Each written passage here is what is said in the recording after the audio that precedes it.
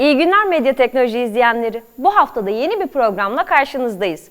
Bu haftada sizlerle teknoloji, bilim ve tasarım alanındaki yeni gelişmeleri paylaşacağız. Dilerseniz sizleri hiç bekletmeden programımıza geçelim.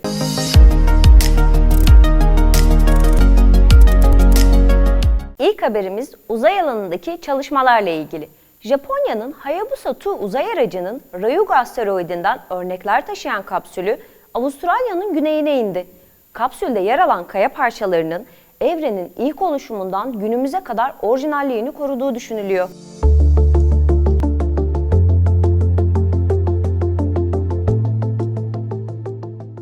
Japonya Uzay Havacılık Keşif Ajansı JAXA, bundan 6 yıl önce Hayabusa 2 ismini verdikleri bir uzay aracını başarıyla uzaya fırlatmıştı. Hayabusa 2'nun amacı Ryugu isimli asteroidden örnekler toplayarak bu örnekleri gezegenimize getirmekti. Dünyaya 220 bin kilometre uzaktan Hayabusa 2 uzay aracının örnekler taşıyan kapsülü Avustralya'nın Woomera bölgesine indi. Toplanan örnekler bugüne kadar bir asteroidin yüzeyinin altından toplanan ilk kaya parçaları oldu. Bu kaya parçalarının Güneş sistemi ve gezegenimizdeki yaşam hakkında bazı ipuçları barındırması bekleniyor. Ayrıca kapsülün içinde yer alan kayanın çok önemli bir özelliği var. Bu kaya örneğinin yapısının evrenin ilk oluşumundan bu yana hiçbir şekilde değişmediği öngörülüyor. Yani asteroidden alınan materyal 4,6 milyar yılı aşkın süredir orijinal yapısını koruyor. Dünyadan 220 bin kilometre uzaklıkta kapsülden ayrılan Hayabusa 2 uzay aracı içinse henüz hiçbir şey bitmiş değil. Uzay aracı şimdi de 1998 KY-26 ismi verilen küçük bir asteroide doğru ilerlemeye başladı. Bu yolculuğun yalnızca tek yönünün 10 yıl sürmesi bekleniyor.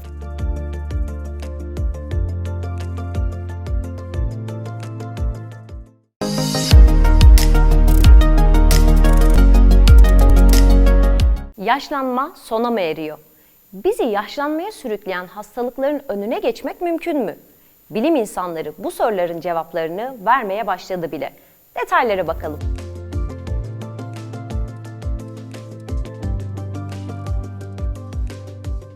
Wisconsin Madison Üniversitesi'ndeki araştırmacılar yaşlanmayla ilgili faaliyetleri azaltacak ve hücresel yaşlanmayı tersine çevirecek kilit bir gen buldu. Günümüzdeki teknolojiyle birlikte özellikle yaşa bağlı hastalıkların önüne geçilmesi hedefleniyor. Tüm canlılar doğarlar, yaşarlar ve ölürler.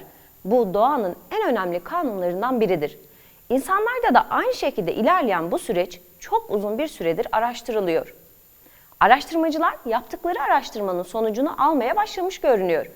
Biyolojik yaşlanmada temel rol oynayan gizemli bir gen keşfeden araştırmacılar, bu geni yaşa bağlı hastalıkların tedavi edilerek iyileştirilmesinde kullanmayı amaçlıyor. Wisconsin Madison Üniversitesi'nde görevli araştırmacılar tarafından gerçekleştirilen bu keşif, biyolojik yaşlanmayı önemli ölçüde yavaşlatıp tersine çevirmeyi sağlayacak. Biyomedikal Mühendislik Bölümü fakülte üyesi ve baş araştırmacı Wanju Lee, hücresel yeniden programlama yoluyla MKH gençleştirmeye dair önceki bulgulara katılsak da bizim çalışmamız daha ileriye giderek yeniden programlanmış MKH'ların yaşlanmanın hücresel belirtilerini iyileştirmek için moleküler düzeyde nasıl düzenlendiğine dair içgörü sağlıyor. En önemlisi hücredeki yaşlanmayla ilgili faaliyetleri kontrol eden temel mekanizmalardan biri olan sinyalizasyon yolağını belirleyebildik. Bulgularımızın MKH yaşlanmasına ve bunun rejeneratif önemine yönelik anlayışın geliştirilmesini sağlayacağını düşünüyoruz ifadelerini kullanarak yaşlılığa bağlı hastalıkları büyük ölçüde engellemek istediklerini belirtti.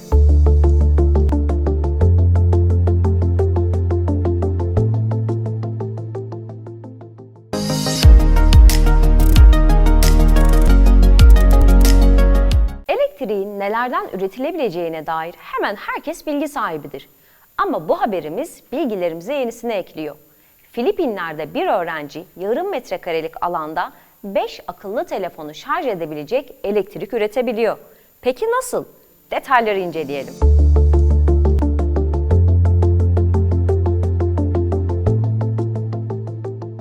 Filipinler'deki bir öğrenci çürümüş sebze ve hasar görmüş hasatlardan enerji üreten bir cihaz tasarladı.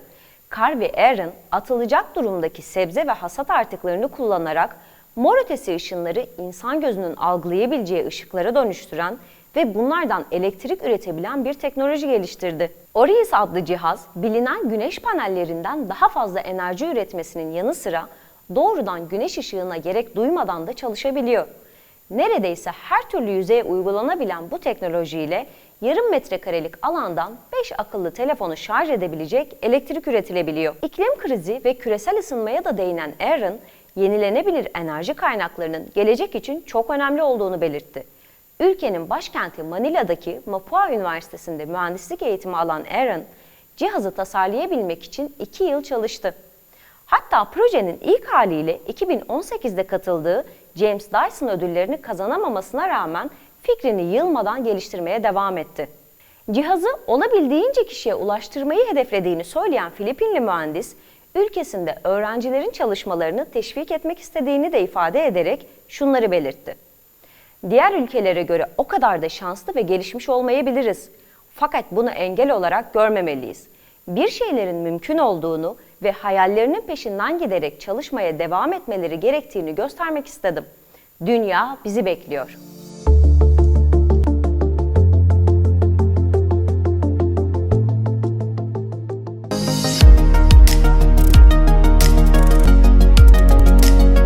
Bu harita herkesi hayretlere düşürecek. Galaksimizi ve uzayda hızla hareket etmekte olan yıldızları bir de bu 3B haritadan görün. Detaylar haberimizde.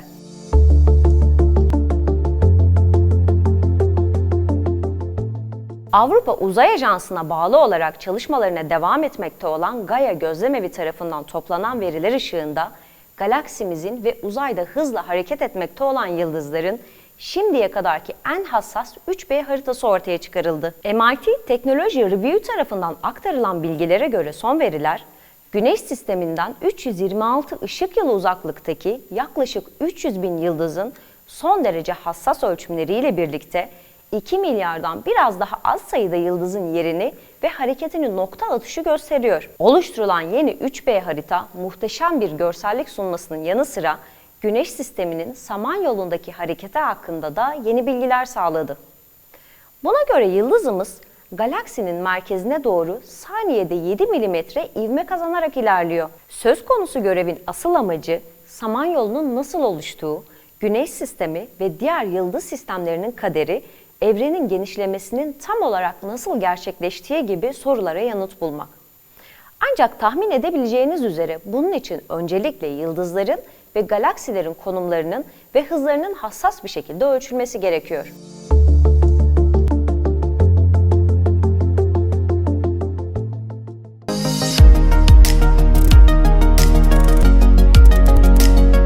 Haberlerimiz böyleydi. Şimdi de sıra kısa kısa bölümümüzde. Gelin programımızın bu küçük turuna başlayalım.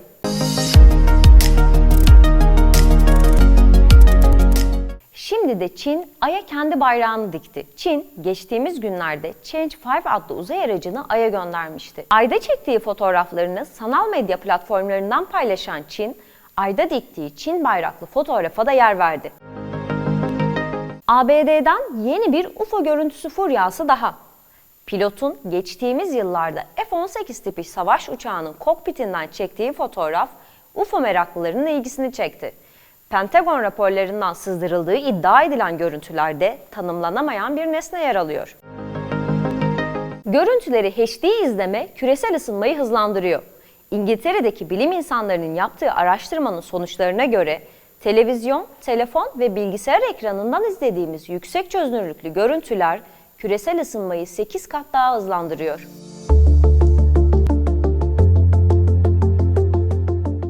Kısa turumuzun ardından sıra geldi dosya bölümümüze. Gelin hep beraber sizler için hazırladığımız dosya konumuza göz atalım. Bu haftaki konumuz sorunlu medya ve sanal yaşamlar.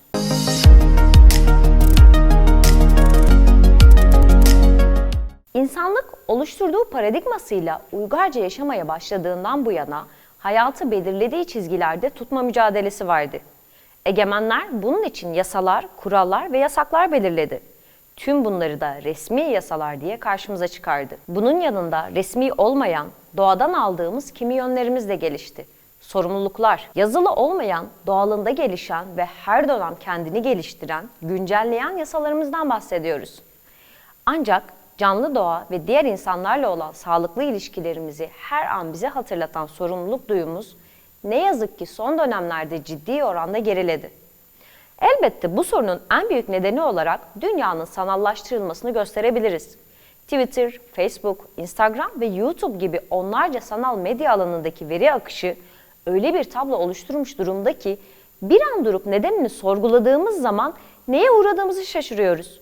Bu platformlar herkesin kendine her şeyden sorumlu gördüğü ancak sorunlar karşısında klavye körlüğü yaşadığı bir ortama dönüştü. Dosyamızın başında sorumluluklardan bahsetmiştik.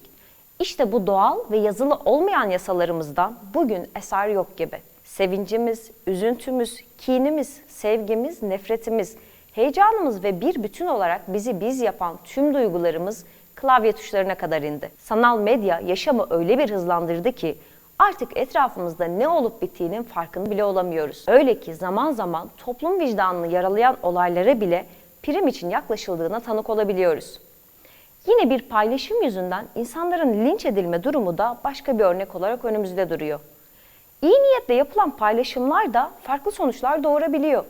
Örneğin paylaşılan bir fikir mağdur tarafların acısına tuz olabiliyor. Kafatasçı, dar yaklaşımlı kişiliklerin bir depremi veya doğal bir yıkımı mini eteğe, ırka, cinsiyete dayandırması da sanal medyanın oluşturduğu karanlık tablonun başka bir yerinde duruyor. Dememiz o ki bir fikri beğenmek, paylaşmak sorumluluk gerektirir. Sanal medyada her gün yüz binlerce aforizma, resim, video ve fikir paylaşılıyor. Bunda bir sorun yok. Lakin bunların önemli bir kısmı paylaşımı yapanlar tarafından bile sahiplenilmiyor. Birçok paylaşım okunmadan beğeniliyor ya da devamlı paylaşılıyor. Çoğunluk bunu bir oyun, can sıkıntısının panzehri ya da kendilerini görünür kılmanın aracı olarak görebilir. Ancak hayat böyle bir alan değil. Söylenen ya da söylenmeyen her sözün yaşamda bir karşılığı mevcut. Bir fikri ileri sürerken ya da ileri sürülmüş olan bir fikri paylaşırken bunu paylaşmanın ötesinde bir anlam ifade ettiğini ve bize sorumluluk yüklediğini de hesaba katmamız gerekiyor. Zira paylaşılan her fikrin hayatta bir karşılığının olması kaçınılmazdır. Eğer bir fikri yayıyor, propagandasını yapıyorsak, maksadımız bu olmasa bile paylaşılan fikrin başkalarının hayatı üzerinde bir tesirinin olacağını bilmemiz gerekiyor. Bundan dolayı bir olayı ya da fikri paylaşıyorsak, bunun sorumluluğunu da almaya hazır olmalıyız. Özetle hayatımızın bir parçası haline gelen sanal medyayı bireysel çıkarlar için kullanmak hem bizi yaşamdan koparır hem de çevremizde olan biten bütün olayların özünü kaçırmamıza neden olur.